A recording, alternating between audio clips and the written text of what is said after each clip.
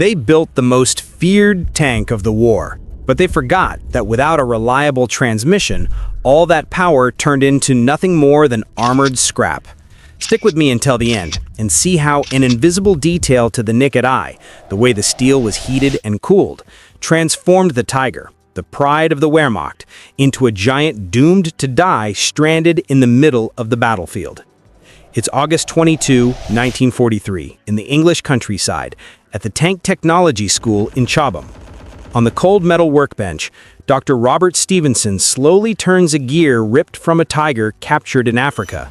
20 centimeters in diameter, 5 centimeters thick, high alloy steel designed to handle 700 horsepower. In theory, it should have been practically indestructible. In practice, one of the teeth simply vanished as if bitten by something even stronger. No deformation, no progressive wear, just a clean and definitive break. Stevenson had seen a lot since the war began.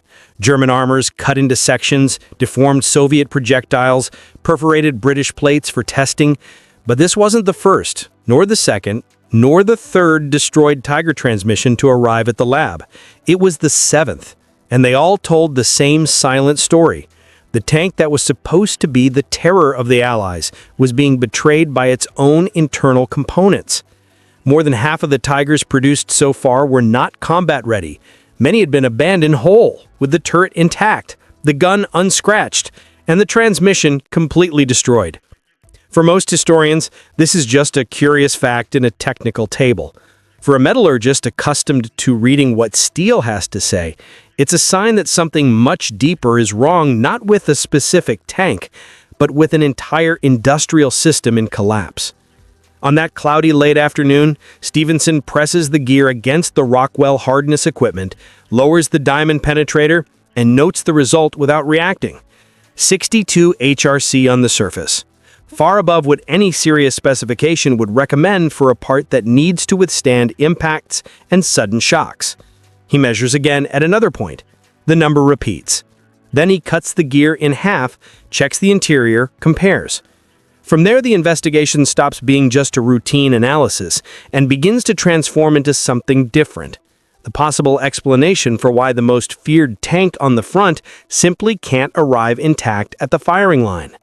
Stevenson's next step will take this story out of the realm of factory defect and place it at the center of the Allies' war strategy. And that's where everything changes. Want to understand how a microscope became a weapon against the Tiger? That's what comes next. The lab falls silent. Only the rhythmic sound of the clock and the faint hum of the measuring equipment fill the air. Stevenson holds the cut sample and observes the polished surface reflecting the yellowish light of the lamp. Steel reveals its secrets to those who know how to interpret its contours. He dips the fragment into a nitric acid solution and places it under the microscope.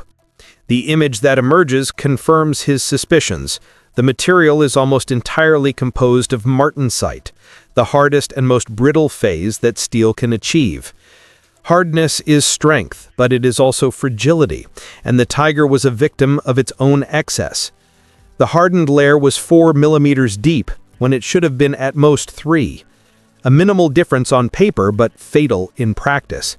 With every turn, every acceleration, every torque shock from the Maybach engine, those gears didn't deform, they shattered like glass. Stevenson notes everything with British precision: hardness, depth, structure, absence of tempering. The problem isn't isolated, he sees a pattern. All captured Tigers show the same flaw. A systematic error, repeated in series, coming from different factories. This indicates something more serious, a large-scale industrial failure. The steel wasn't tempered as it should have been. The quenching process was interrupted too early, and the result was a steel monster with a heart made of crystal. When those gears broke, the entire tank died with them. No soldier could repair a transmission like that in the field. The Tiger became an immobile bunker, vulnerable to bombings, easy to capture. Stevenson begins to understand that he is facing a rare opportunity. The Germans' metallurgical error isn't just a technical detail, it's a strategic weakness. He prepares a report for the British High Command, describing each observation and concluding with a direct and devastating statement. The Tiger doesn't need to be destroyed by cannons. It can be defeated by its own engineering. The simple act of forcing it to maneuver, turn, or change position would suffice for the mechanical system to destroy itself. A discovery like that could completely change field tactics and turn the tide of the war. But before reaching the general's hands, this report needs to be understood, translated into military language, and that only happens when he presents his findings to Percy Hobart, a name that will change the fate of the battles. Want to know how this secret report became an invisible weapon on the battlefield? Wait for the next block. Major General Percy Hobart reads the report in silence. Each page is a blow to the image of invincibility surrounding the Tiger. Stevenson doesn't talk about weapons. He talks about atoms. He talks about the soul of steel. Fragile transmission, sudden failure, fracture without warning. These words echo in the general's mind. If the Tiger is a colossus with feet of glass, then it's possible to defeat it without even firing a shot. Hobart, known for his innovative mind, sees beyond the chemistry. He sees a tactical opportunity. He understands that if the weakness is in the transmission, it's enough to create situations that push it to the limit. Aggressive maneuvers, rapid flanking, irregular terrain, everything that forces the Tiger to turn abruptly or change direction under full load. Every curve would be mechanical Russian roulette, a chance that the German engine itself would decree the end of the machine.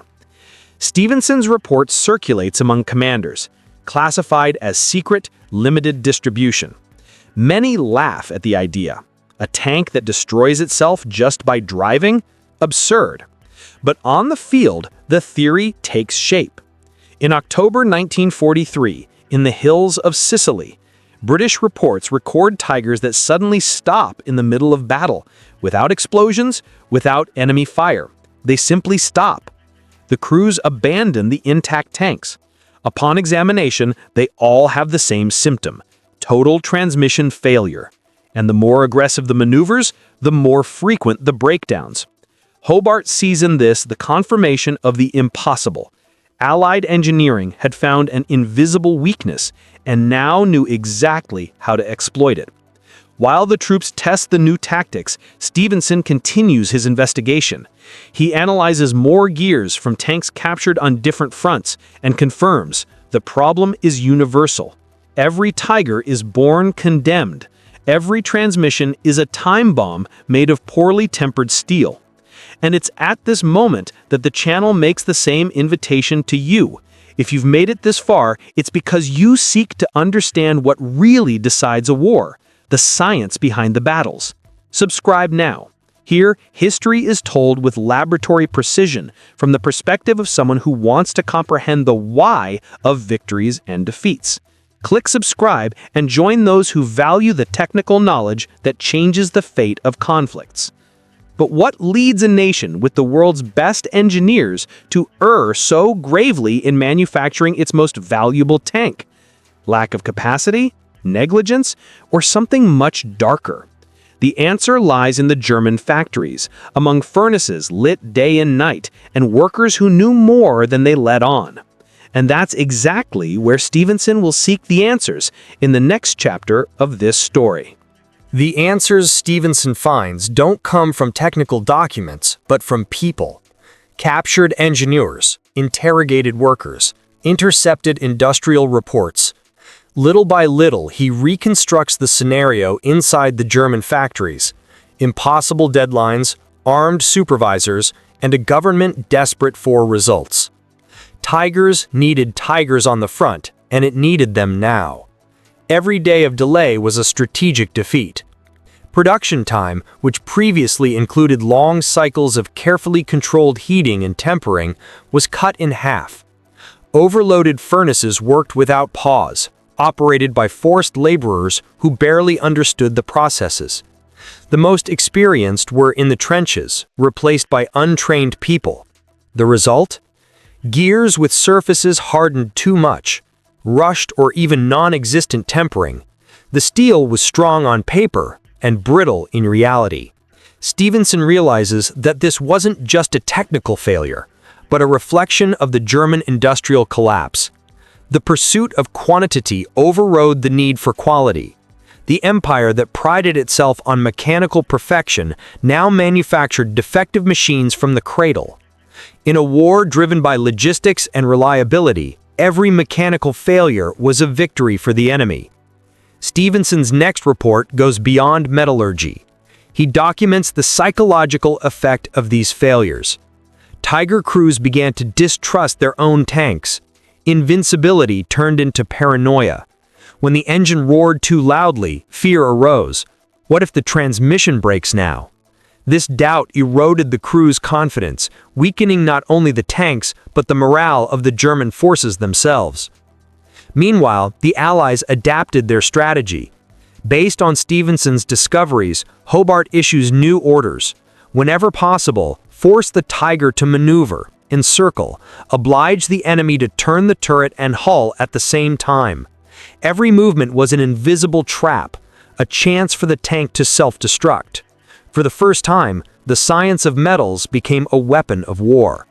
And it's here that the story takes on even darker contours, because inside the factories, not all the errors were accidental. Some were intentional. Some workers discreetly sabotaged the process as a silent form of resistance. Want to discover how an anonymous act of sabotage helped defeat the world's most powerful tank? That's the turning point you'll see in the next block. His name was Josef Novak, a Czech forced laborer serving in a German gear factory. Decades later, in a post-war interrogation, he told what no one had dared admit. We knew the parts were wrong. The shine was different. The sound, when hitting the floor, sounded hollow, but we pretended not to notice. For Novak and hundreds of other foreign workers, every defective gear was a small revenge, a silent hope that the steel monster coming off the assembly lines would never work. They didn't need to sabotage explosives. It was enough to leave the steel harder than it should be. Time and pressure would do the rest. And they did. The tank that symbolized German pride was sabotaged by the very sweat of those who built it. It was the invisible war within the war, fought at temperatures of 1,000 degrees. Stevenson reads Novak's testimony years later and understands the hidden meaning in his analyses. The perfect fractures, the exaggerated hardness, the repeated patterns, they weren't just process failures, but the direct result of a dehumanized system where workers were forced to choose between obeying or resisting. Many chose to resist. And, unknowingly, these gestures changed the course of the war. The fragility of Tiger transmissions wasn't just a consequence of haste. It was also a consequence of a network of technical sabotage disguised as inefficiency. An act of humanity that infiltrated even the steel. Stevenson never wrote this in his reports, but he understood. Behind the metallic microstructure was a moral microstructure. The steel reflected the soul of those who shaped it.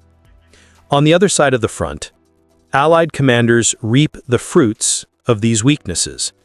In every field in Italy and Normandy, German tanks are found intact, abandoned, and with the same marks. Gear teeth ripped out, axles locked, hulls still gleaming, but dead inside.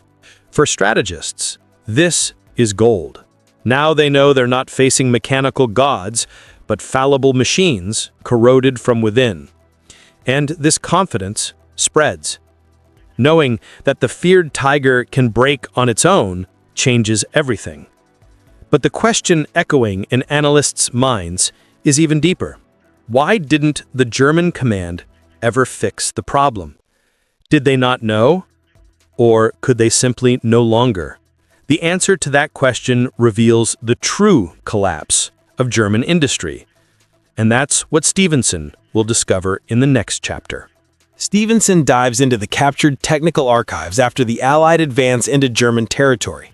They are piles of reports, production spreadsheets, service orders, and engineers' notes. And there, among numbers and codes, the truth reveals itself with brutal clarity. They knew. The Germans were fully aware of the defects, the field breakdowns, the repeated transmission failures. Every factory, ZF Friedrichshafen, Maybach, Henschel, reported identical problems. But the technical high command couldn't stop. Hitler's pressure for immediate quantity crushed any attempt at correction. Engineers proposed new quenching processes, suggested double tempering, longer heating cycles. The responses were always the same: unacceptable. It would delay production. The war's clock ran faster than the furnace's thermometer. And in the end, haste cost dearly. The factories operated 24 hours a day, supervised by SS officers and terrified civilian administrators. None of them dared stop the assembly line. The goal was to deliver tanks, not question quality. The result was a sick production chain, incapable of self-correction. Gears came out too hard, tempered by urgency, and the steel became an internal enemy. Stevenson realizes he's facing something bigger than engineering failures. It's the collapse of a technological civilization that sacrificed knowledge for speed. Germany, once a reference in metallurgy, now manufactured its own failures in series. Every Tiger that left the production line already carried within it the germ of defeat, an error crystallized in the metal, irreversible, inevitable. This discovery changes the tone of Allied reports. Broken transmissions are no longer just curiosities, they are symptoms of a structural disease. The Nazi industrial empire was exhausted, and that reflected in every gear tooth. Stevenson documents everything, and his reports begin to circulate among tactical commanders and strategists. Now, every Allied tank that spots a Tiger in the field knows that it's enough to push it to the limit. Make the giant turn on itself, maneuver, accelerate, and let the steel destroy it. An enemy defeated not by weapons, but by thermodynamics. A triumph of science over brutality. But the implications go even deeper, because this lesson doesn't end with the war. In the next block, you'll see how the Tiger's failures shaped the future of military engineering and transformed the way the world builds tanks to this day. With the end of the war, Stevenson is assigned to the Allied Technical Intelligence Team. His new job? Visit factories, interview engineers, and understand in detail how Germany produced its legendary tanks. In every facility, the same scenario repeats: exhausted furnaces, corroded equipment, starving workers. The production lines that once sustained German engineering pride are now smoking ruins. Stevenson examines the tempering records, analyzes samples, talks to survivors. He discovers that the process that should have taken 16 hours had been reduced to 8. The tempering stage, responsible for restoring toughness to the steel, was often ignored. There was no time, the engineers say. The furnaces needed to produce, not rest. The steel, therefore, went straight from the fire to the assembly line, soulless, unbalanced, ready to break. Among the testimonies, one stands out. A German technician, staring fixedly at the floor, confesses, "We knew the steel wasn't right. But it was war, it was orders." The phrase echoes in Stevenson's mind. He understands, with a mix of respect and sadness, that Germany's defeat wasn't just military, it was scientific. A system that once symbolized precision now crumbled under its own arrogance. The Tiger, with all its imposing presence, was the perfect mirror of that decay. Beautiful, imposing, but internally bankrupt. Stevenson records everything, and back in England, writes reports that would become required reading in British research centers. In them, he defines what would become the new golden rule of war engineering. Hardness without ductility is disguised fragility. And it's exactly this lesson that will shape the entire next generation of Allied tanks. In the 1950s, the British apply every detail learned from the German failure. Transmissions now have strict quenching control, hardness measurements on every batch, metallographic inspections on cut samples. An error like the Tiger's would never be repeated. The knowledge extracted from the enemy's failures becomes the foundation of Western technological advancement. Stevenson, now a professor in London, teaches these principles to young engineers, many unaware that those formulas and charts were forged amid war. But the story isn't over yet. In the next block, you'll see how Stevenson's discoveries resurface decades later when a curious student decides to reopen the archives and discovers something even the doctor himself hadn't noticed. Decades pass. The world changes. The war becomes memory. But the name Tiger still carries an almost mythical weight. In 1976, a young researcher named Thomas Richardson decides to write his dissertation on the reliability of German armored vehicles. He wants to understand why machines that seemed perfect failed so much. During his searches, he finds a series of archived reports at London's Imperial College, signed by a forgotten name, Dr. Robert Stevenson. Fascinated, Richardson writes to the old professor requesting an interview. Stevenson, now 72 years old, accepts the invitation. They meet in a small office filled with metal samples and microscopic photographs. Time seems not to have erased his precision. He still speaks like a man who measures the world in micrometers. For hours, Richardson listens in silence. Stevenson describes the Tiger's gears as if he still had them in his hands. He talks about martensite, excessive hardness, absent tempering. He explains that Germany's true enemy wasn't enemy fire, but the fire of its own furnaces. Then Richardson asks the question everyone would. Did you feel satisfaction knowing your discoveries helped defeat the Tigers? Stevenson thinks long before answering. Satisfaction? No. They defeated themselves. I just documented it. The silence that follows is heavy, and Richardson understands. The victory of science doesn't always bring joy. Sometimes it brings only lucidity. Stevenson reveals something deeper. Probably a German engineer discovered the same error, probably tried to warn, and was ignored. In that answer lies the essence of a technical empire's collapse, not from ignorance, but from an inability to listen to its own experts. Richardson publishes his dissertation 2 years later, Reliability as a Weapon. Mechanical Failures in German Armor, 1943 to 1945. The study dedicates 28 pages exclusively to the Tiger case, with graphs, microstructures, and Stevenson's original measurements. The work goes unnoticed by the public, but is avidly read by engineers and military designers. And there, silently, the modern standard of armored engineering is born, the standard that protects tanks to this day. In the next block, you'll see how the rediscovery of these analyses revealed something even more impressive: the Tiger 131, the world's last functional specimen and living proof that the 1943 error still echoes today. At the Bovington Museum in England, there's a roar from the past. It's the Tiger 131, the only functional specimen of the Second World War's most feared tank. When the Maybach engine awakens, the sound reverberates through the hangar walls like an echo of history. But what few visitors know is that within that monumental structure still pulses the same defect Robert Stevenson identified in 1943. The gears are original. The steel is the same, the tempering is the same, and the museum's engineers live on alert. They use modern lubricants, limit maneuvers, and control every second of operation.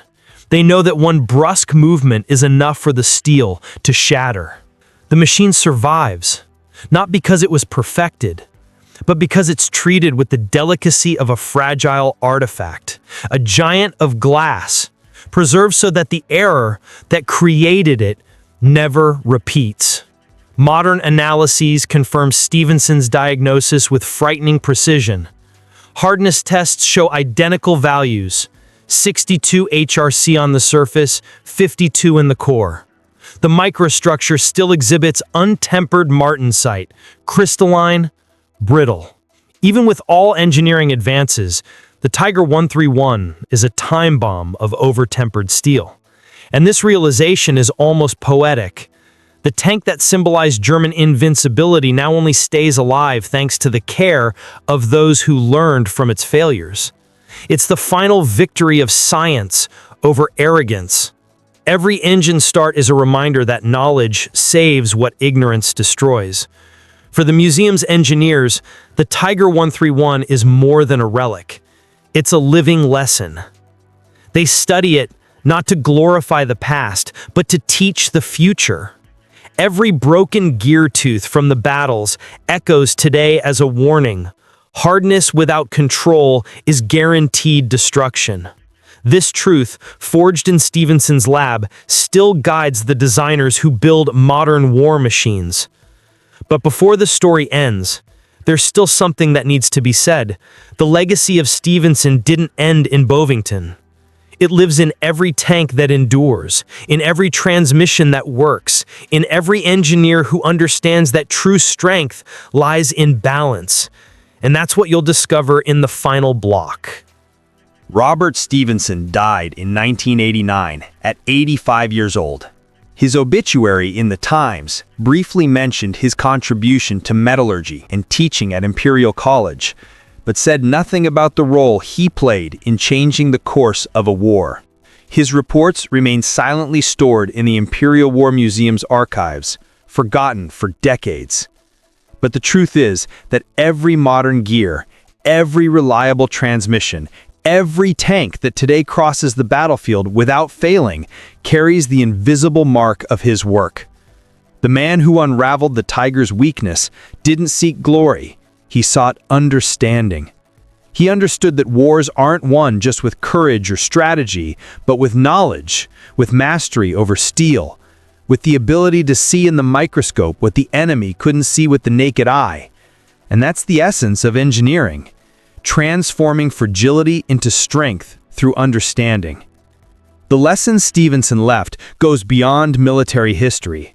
It's a universal reminder that ignoring science is digging your own defeat, that hardness without tempering is the same as power without control, and that even the mightiest empire can crumble if it doesn't listen to its engineers.